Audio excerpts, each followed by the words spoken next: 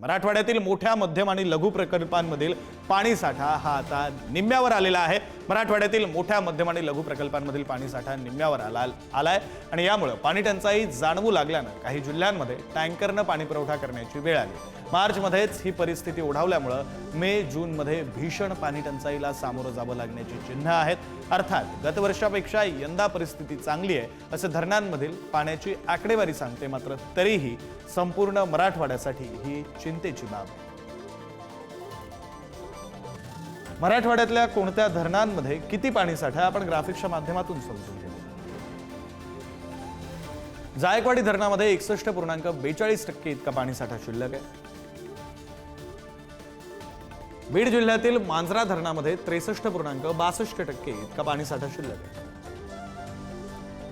माजलगाव धरणामध्ये 39.80% इतका पाणी साठा शिल्लक आहे। हिंगोली जिल्ह्यातील येलदरीत 70.30% इतकं पाणी आहे। सिद्धेश्वर धरणामध्ये 47.20% इतकं पाणी शिल्लक आहे। नांदेड जिल्ह्यातील निम्न मनार धरणामध्ये 53.22% इतका पाणी साठा शिल्लक आहे। विष्णुपुरी धरणात 52.90% म्हणजे जवळपास निम्मा पाणी साठा शिल्लक आहे। धाराशिव जिल्ह्यातील निम्न तेरणा प्रकल्पामध्ये 71.44% इतका पाणी साठा शिल्लक आहे।